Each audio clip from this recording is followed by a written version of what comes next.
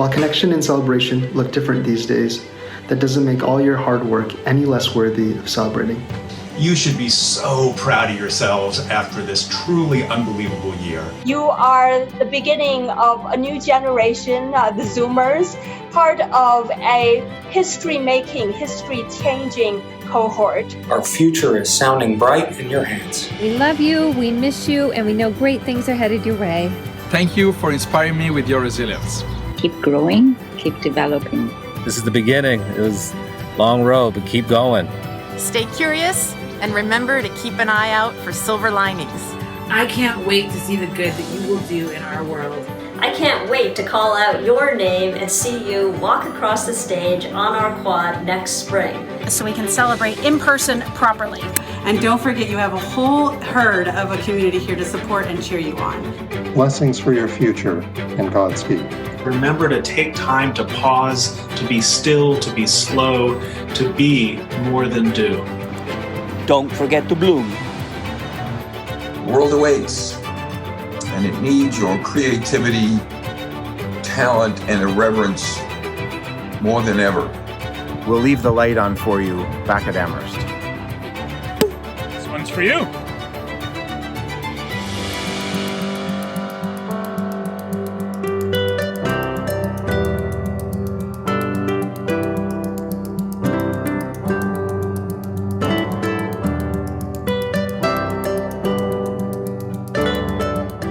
Wishing you each a life of discovery, adventure, and fulfillment.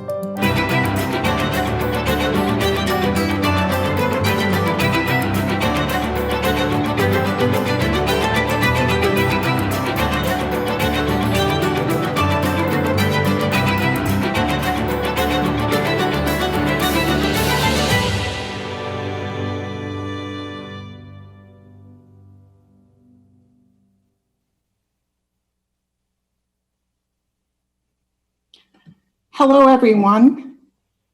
I'm live here in the President's House, where I've been sheltering in place with Gabi and Oscar for what seems like a very long time. And you are in many different places, as many as 42 states and territories and 25 countries. Welcome to all of you. Good morning, good afternoon, good evening, and soon for some of you, good night. I welcome especially the great class of 2020, our faculty and staff, members of the Board of Trustees, and the alumni who've joined us. I wish I could say I'm glad to see you, but in fact, I can't see anyone. In a normal year, I would have seen a lot of you, class of 2020, over the past weeks. I would have been treated to a range of thesis performances and presentations. We'd have shared the rituals of senior assembly where I'd be giving you prizes. You'd have heard honorary degree speakers, enjoyed receptions in your departments, and celebratory parties with your families and friends. I hope you're doing some of that now, the last part. I regret tremendously that you've missed these opportunities and that you've had to deal with the challenges of leaving campus and learning remotely from home. I know you'd rather have been on campus, and we would rather have had you here. But we look forward to next spring for the actual commencement ceremony. Despite all the hardships that you, your families, and so many other people have experienced, you, our seniors, have not only persisted, you have done far more than that. You have excelled. 47% of you completed a thesis this year, up from 37% last year. 2 of you earned double Summa honors. 1 of you, a Summa Magna, and 4 of you earned double Magna honors. To complete this year successfully at all has taken resilience and a strong sense of purpose. To complete 1 thesis under these conditions is impressive. To complete 2 in this particular year at such high honors is remarkable. At least 12 of you have won national awards, and that too is outstanding. As Professor Hansen remarked in the intro video, you should be so proud of yourselves at the end of this unbelievable year. This is our first, and we hope our only, virtual celebration of a graduating class. And you have made it very clear that you don't want us to try replicating an actual commencement ceremony. And we won't. We have tried to design something that will bring you pleasure and also honor your achievements, all without taking anything away from the experience we'll have together in a year. Had we been able to hold your commencement ceremony on campus last week on Sunday, we'd have had a beautiful day. The festivities would also have coincided with a holiday for our Muslim students and families, the end of Ramadan and the festivals of Eid. I hope all of you who celebrated had an enjoyable breaking of the fast, despite social distancing, and that everyone, everywhere, had a good Memorial Day. And now for the opening of the box. For those of you who did not cheat and open your gifts early, you should open your gift now.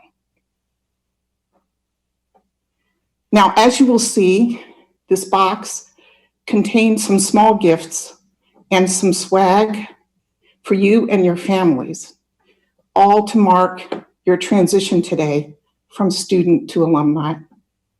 We owe a huge debt of gratitude to our amazing event staff for conceiving of this gift box, and to the campus print and mail team who hand assembled each box and shipped all 450 plus boxes to you. I would have liked to get the RBG tea and the tumbler, and I know where to get them. Now, on behalf of the students and on my own behalf, I want to recognize and thank the scholars and teachers of Amherst College. Their engagement with you, their encouragement, and their example have supported your intellectual and personal growth over your years here.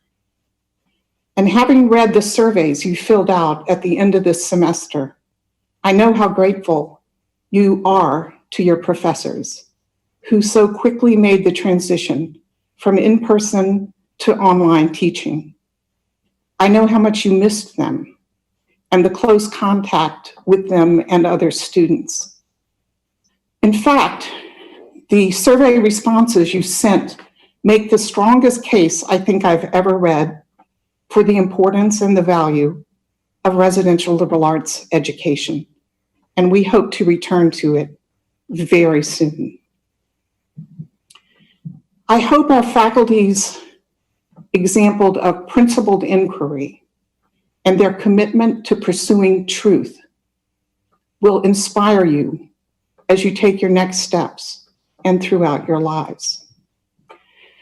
You students have pointed out many times that the Amherst College staff also work tirelessly every single day and have worked even since you left to support you, encourage you, help you reach your potential. And so I know you join me in thanking them for the role they've played in your experience at Amherst.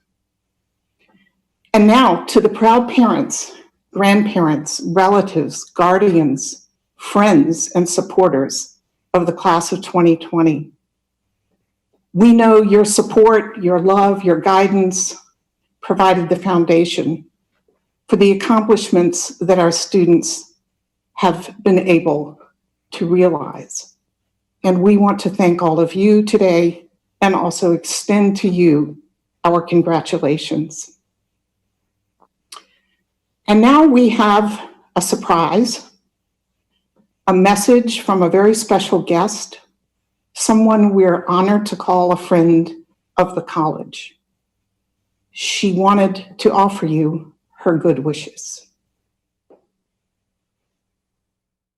Congratulations to the graduating class of 2020 at Amherst College. You completed your education in the midst of a pandemic like no other our nation has ever known.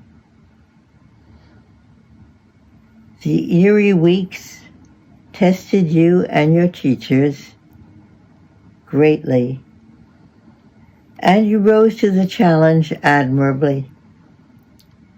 Having carried on undaunted, you should be confident about your capacity to grapple with whatever life brings your way. Your talent and education equip you to thrive in your further studies, work, and days.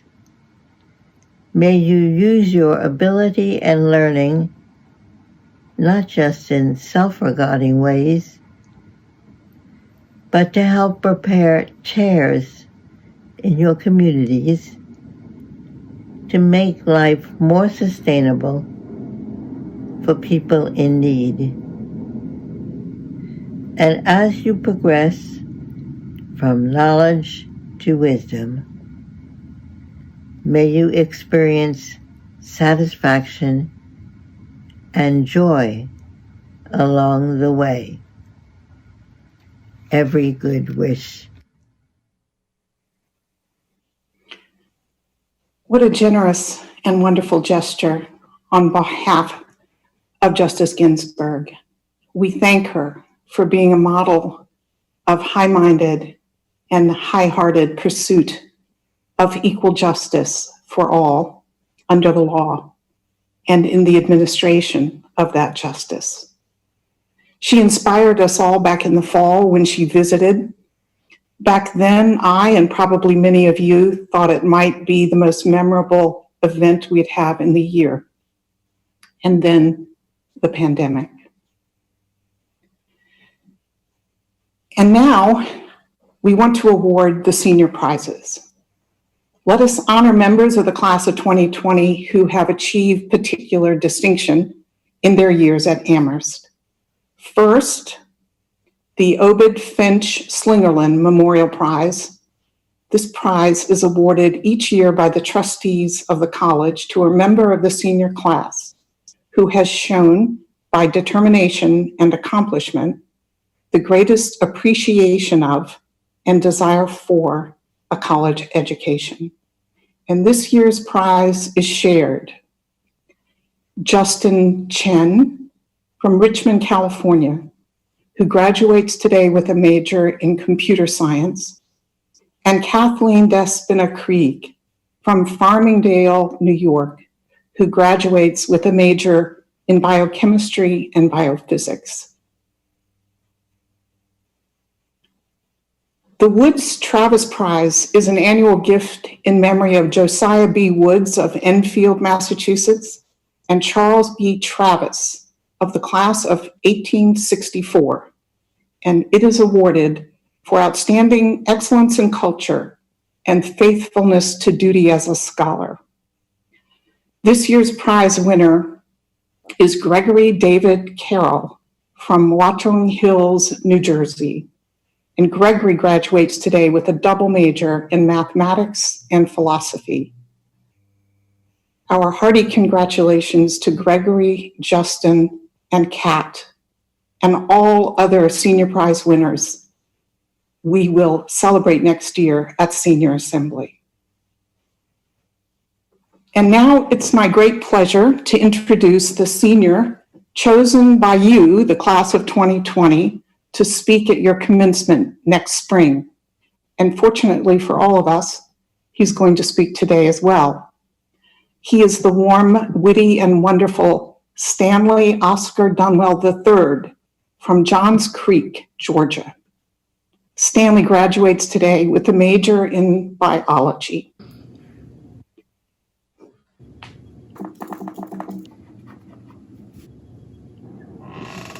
Y'all, we did it. What did we do? We're gonna be senior speaker. Congrats! Shut up. I got to post this. So, what are you gonna say? I don't know. We have to give some sort of brief remark. Brief like your senior year? Too soon. Y'all, seriously, what am I going to say? Why don't you talk about the imposter syndrome you felt your freshman year? Yeah, I do remember that. Why don't you tell the student body why you post Facebook posts? You're right. Does anyone really know why you do it? That's tea, but for spring of 2021. Why don't you talk about... Not this again. Yeah, Biddy? Yes, it's me, Stanley. Hi, Stanley. So we got a problem on our hands. What's the problem? Wi-Fi gate. Oh dear. Well, don't worry. I'll get it fixed for you. You're gonna send 2 massive Verizon trucks to give us Wi-Fi? Okay. Why don't you talk about the resiliency that is our class? I mean, we overcame so much together. Y'all, don't worry. I got this. Hi, y'all. I hope you liked my little skit part 2. And to Biddy, I just want to say thank you so much for that lovely introduction. I don't know exactly what you said as yet, but I know it was filled with lovely compliments, so thank you. To the class of 2020 and whoever's watching, I just want to say good morning, good afternoon, and good night. And to my family in Jamaica, watagwan. I hope you and all your loved ones are staying safe amidst this global pandemic and the injustices faced in America. I think now more than ever is a time we need to keep our loved ones close and protect those that are vulnerable. I mean, in our years at Amherst, who could have predicted this? Class of 2020, we've seen our fair share of obstacles. Like, look where we are right now across the world. In kitchens, patios, living rooms, bedrooms if you're just waking up, and I get it. Like, this is definitely not what we wanted and definitely not what we expected, but I'm really glad to be celebrating this moment with y'all today. Despite it all, class of 2020, we did it. Like, if that doesn't give you goosebumps, repeat that 5 times slowly. Do what you gotta do to let that sink in, because what we did was amazing. Like, we started out amidst a spicy election. We saw the rise of the Science Center, the fall of Merrill. We saw RBG, and now we have her tea. Like, we have seen and done so much together. And as I reflect on my 4 years at Amherst, I think back to my freshman year when I didn't really know the power that I had within myself. I think back to Math 106 in Professor Benedetto's class when I found out there was a whole high school valedictorian in my class. And I fully thought to myself, like, the admissions dean must have misplaced their glasses once looking at my application, because what was I doing here? And I feel like we've all had that kind of sense where we've lost that power within ourselves. Whether it was on an orgo exam or an English paper or maybe that last lift in gym. But I think through those years at Amherst, we've grown and we've become a class very different from the class we first stepped into on Amherst. So let's sit in that growth. Let's sit in that dopeness, that flyness, our successes. And what's crazier is we're not even done yet. Amherst has given us the tools, the relationships, the skills to overcome obstacles we have never even imagined. Like, Amherst gave us the strength to overcome obstacles and to carry our vowel plates on our own 2 hands. Like, who would have thought? But in all seriousness, Amherst gave us what we needed to become the people we are today. And Amherst gave us the power to flourish into the people we are becoming tomorrow. So that growth is extremely special and important to me. And as we look forward to this next year and this next chapter in our lives, let's not forget to lean into each other, whether that's through FaceTimes, through group chats, through Facebook messages, or maybe even the occasional DM. Do what you have to do to lean into each other, but do not forget to lean into yourself, because Amherst gave us the power to overcome it all. So as we lean into each other, do not forget to lean into yourself and the power that is within you. So I just want to say thank you so much for this opportunity to celebrate today and next spring 2021. I'll continue to spill tea, to entertain and reflect when we all come together again next year. And as I end, I just want to say I hope everyone is doing okay and is safe mentally and physically. 2020 is a year we will never forget, and I cannot even begin to articulate or imagine what we are all feeling right now, especially in this pandemic and the unjust killings of Black and brown bodies in America. So please do not forget to reflect, to grieve, and do whatever you have to do to take care of yourselves in this time. And do not forget to take care of each other. Let's fight to protect what is right, and let's make the right mark today and tomorrow. So I just want to say thank you so much. Love y'all, and I'm sending positive vibes. Bye, y'all. Stanley, thank you for that dope speech. And thanks for letting me know about your network outage. We now have yet another extraordinary treat for you. Created by our choral director, Dr. Ariana Bela, and performed by Choral Society members from the classes of 1957 through 2023.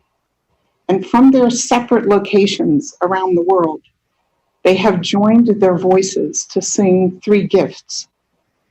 It is a beautiful collaboration that they've undertaken for you, class of 2020, and a treat made possible by amazing video and audio engineers.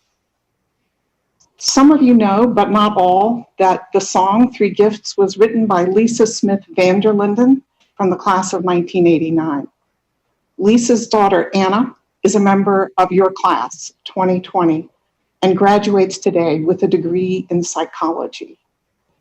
This beautiful song about what is nurtured at Amherst is always performed at convocation and commencement.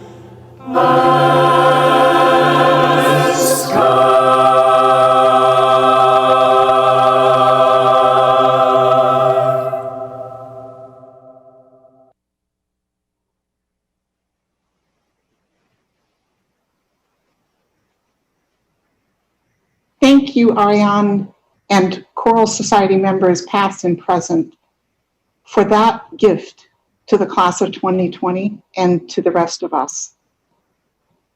Those woods and mountains and sky of which they sing are yours, students and class of 2020. They are in you now. They are part of you. And may your sense of place at Amherst always be a reminder to stretch intellectually, emotionally, and spiritually, to keep learning, the capacity for which, after all, we have such a great gift. One of the hardest things to do, I think, is to hold a range of complex, sometimes conflicting emotions simultaneously and honor them all. And we have a primarily festive celebration for you, as is appropriate, and yet a more somber note is also necessary. My theme is truthfulness, and truthfulness as a source of hope and action. To say that this is a difficult time in this country and all over the world is to vastly understate the case. In this country alone, over 100,000 people have already died from COVID-19, and we know there will be more. The virus continues to wreak havoc on lives and economies all over the world. It is a difficult time for everyone because of the pandemic, because of the decimation of lives and livelihoods. But it is also a difficult time because of the extreme forms of inequality and the racism that have been made even more glaringly obvious by the pandemic. And many of us feel a kind of ambient or ambiguous grief, not only about lives lost, jobs lost, extreme hardship, but also at the erosion of democratic ideals and institutions. The 2016 election occurred in your first semester, class of 2020, and we have all been living with it ever since.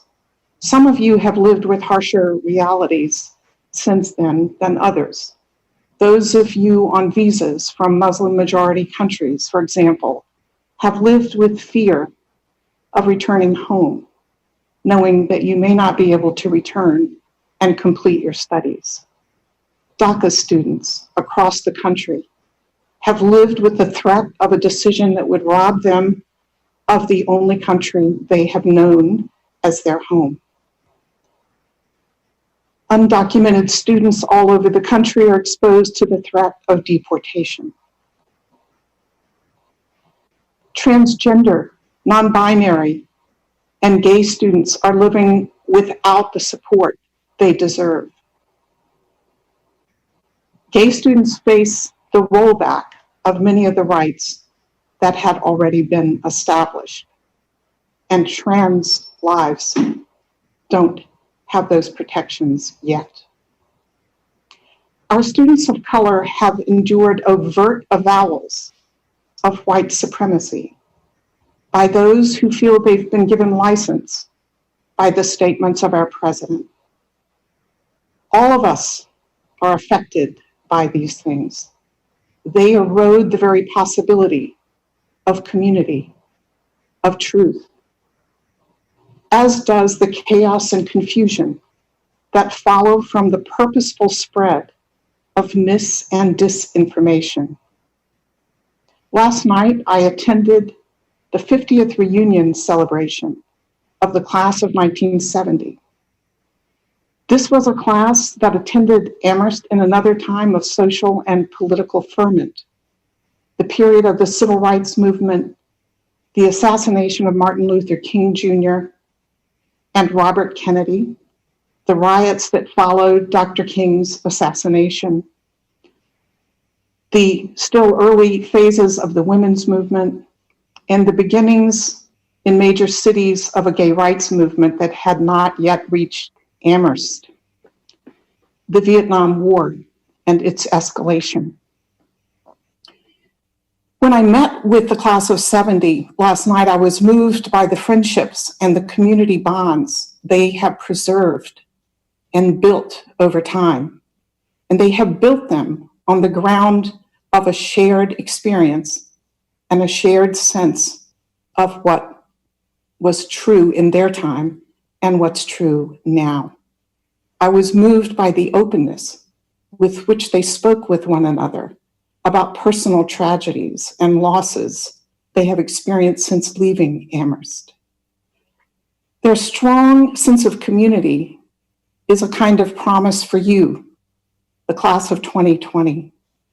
I hope you will also preserve and build new friendships and strong senses of community with one another, and that you will stay close to the college.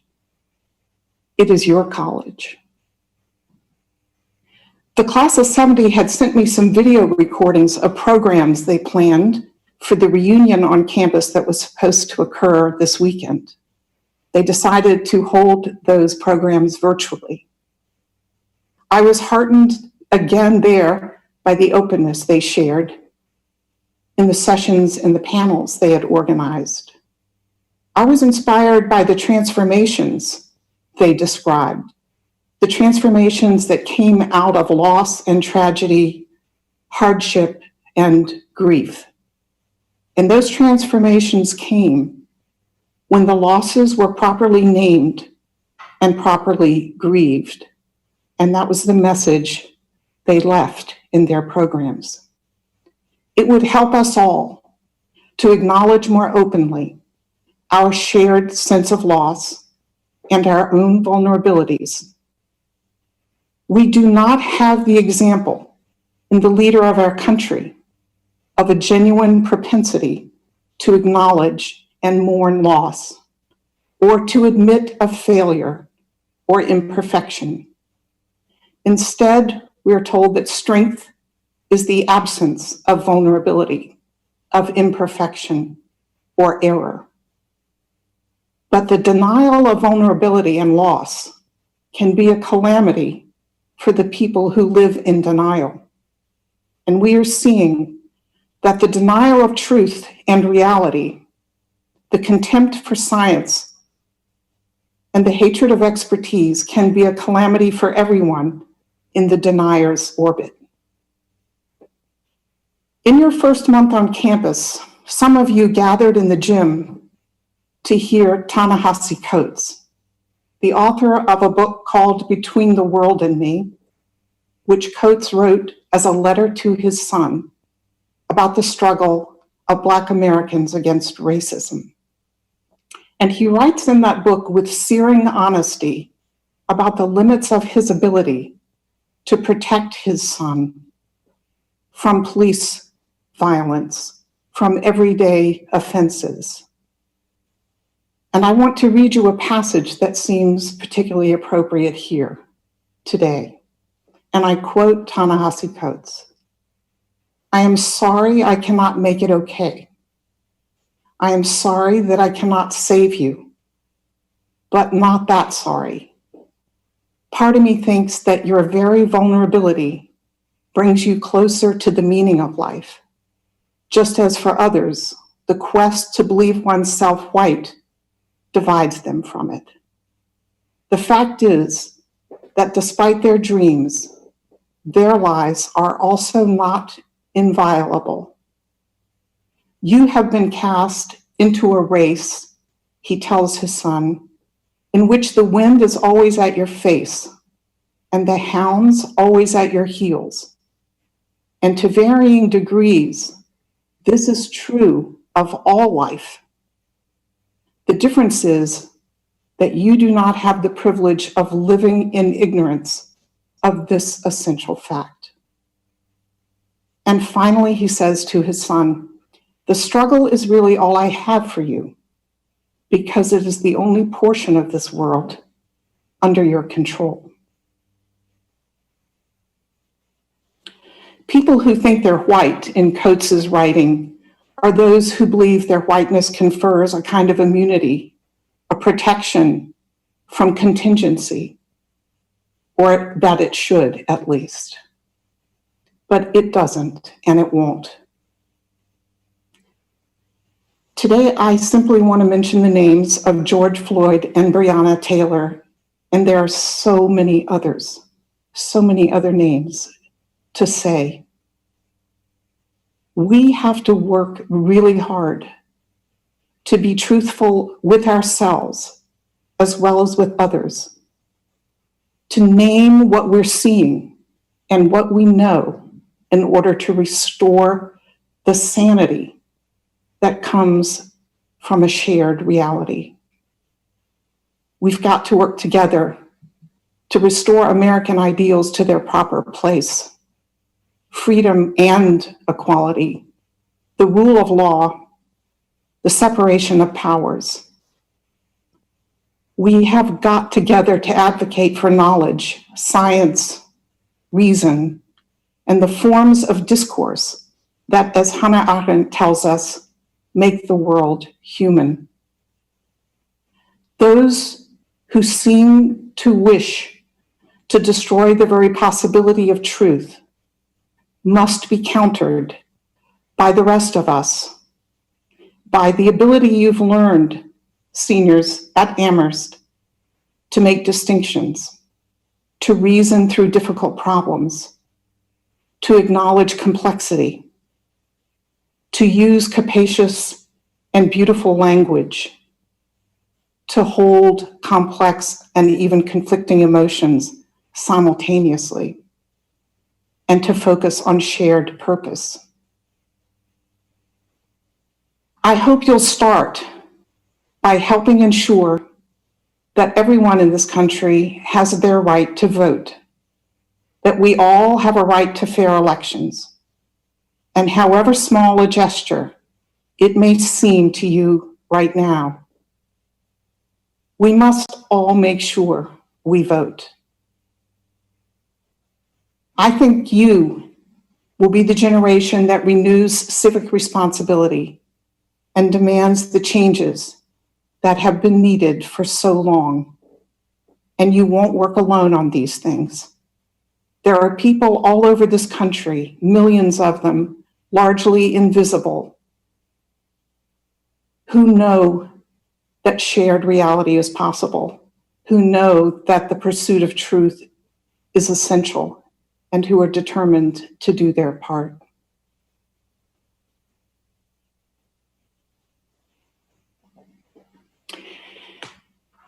Now, let me tell you about the animation you're about to see.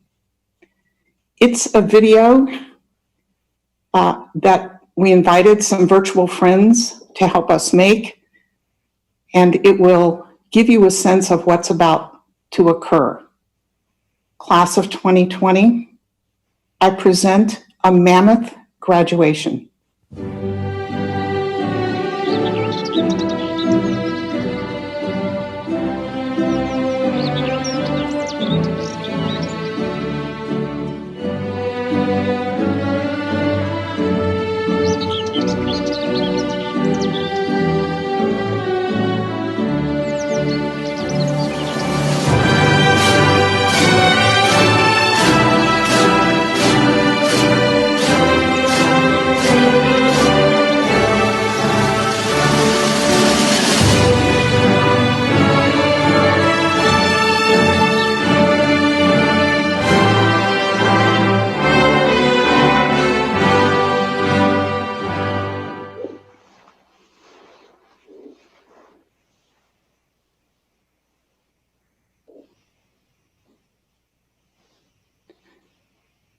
And now, Mammoth Herd 2020, the moment that I hope you've been waiting for, that you've worked so hard to reach, the conferral of your degrees. The faculty has voted, and our provost and dean of the faculty, Catherine Epstein, has certified that all candidates approved by the faculty have fulfilled the requirements for the Bachelor of Arts degree. Therefore, by virtue of the authority vested in me by the Board of Trustees of Amherst College, I confer upon each one of the graduates the degree of Bachelor of Arts with all the rights and privileges pertaining thereto.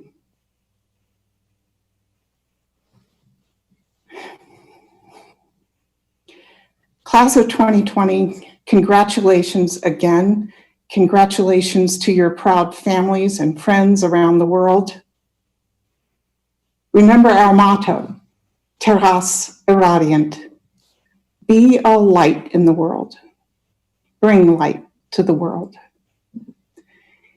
You couldn't be here today, not in person, but just know that you've left your mark, an indelible mark, on this college and made it better, and your presence will always be felt here. I look forward to seeing you next spring for your actual commencement ceremony and all the rituals that precede it. But before we conclude, we have one more video for you. And this video invites you to join me on campus, virtually of course, to see how we have created your presence here in a virtual way on the quad. Be well, class of 2020.